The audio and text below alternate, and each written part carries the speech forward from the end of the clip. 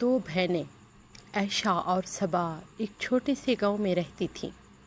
دونوں بچپن سے ایک دوسرے کی جان تھیں، ہر لمحہ ایک ساتھ گزارا، ایک دوسرے کا دکھ درد بانٹنا اور محبت سے اپنی زندگی گزارتے۔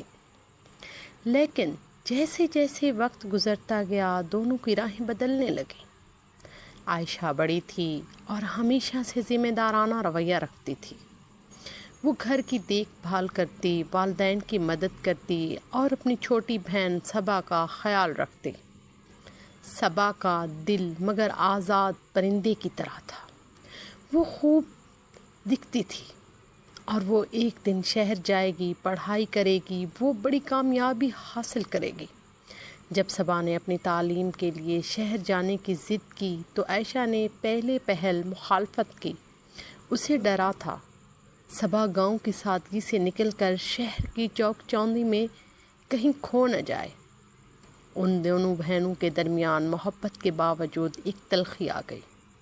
صبا نے عائشہ پر الزام لگایا کہ وہ اسے اپنے خوابوں کی تعبیر سے روک رہی ہے، جبکہ عائشہ نے دل ہی دل میں صبا سے گلہ کیا کہ وہ اسے اور گھر کو چھوڑنے کا سوچ رہی ہے، اپنوں کے لیے بہترین گفٹس۔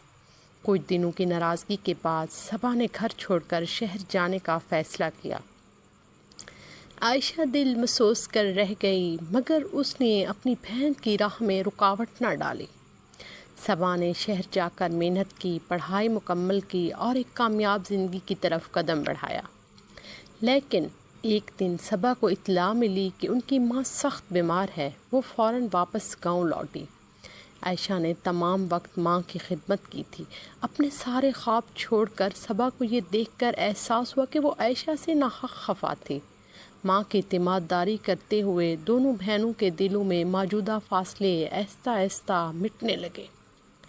ایک دن جب ان کی ماں کی حالت بہت نازک ہو گئی، صبا نے عائشہ سے معافی مانگی اور کہا کہ وہ غلط تھی۔ عائشہ نے مسکراتے ہوئے صبا کو گلے لگایا اور کہا کہ محبت کا اصل مطلب ایک دوسرے کی خوشیوں میں ساتھ دینا ہے۔ عائشہ اور صبا کی ماں کی وفات کے کچھ عرصے بعد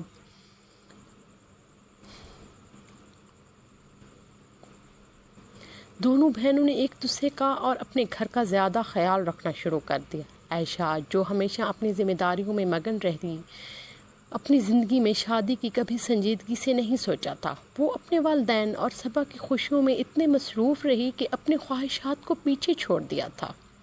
صبا جو اب شہر میں کامیاب زندگی گزار رہی تھی، عائشہ کے لیے ایک موزوں رشتہ تلاش کرنے کا ارادہ کیا۔ صبا کو احساس تھا کہ عائشہ نے ہمیشہ دوسروں کی خاطر قربانی دی ہے اور اب اس کا حق بنتا ہے کہ وہ ابھی اپنی زندگی میں خوشیوں کا ایک نیا باب کھولے۔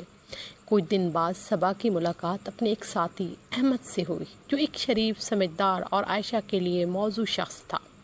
صبا نے عائشہ سے بات کی اور اسے احمد سے ملنے کا مشورہ دیا۔ پہلے پہل عائشہ جھجک رہی تھی، لیکن صبا کے اصرار پر وہ احمد سے ملی۔ احمد ایک دیانتدار اور خوش اخلاق شخص تھا۔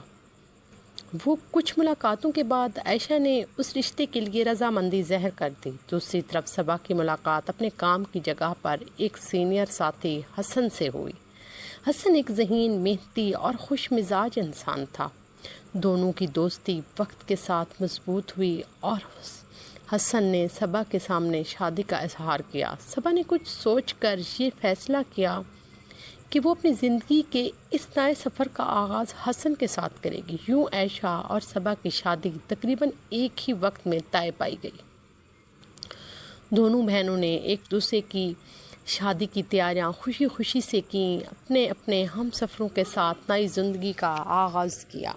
شادی کے بعد بھی عائشہ اور صبا کے دلوں میں بہت محبت اور احساس، وہی جذبہ قائم رہا جو بچپن سے تھا۔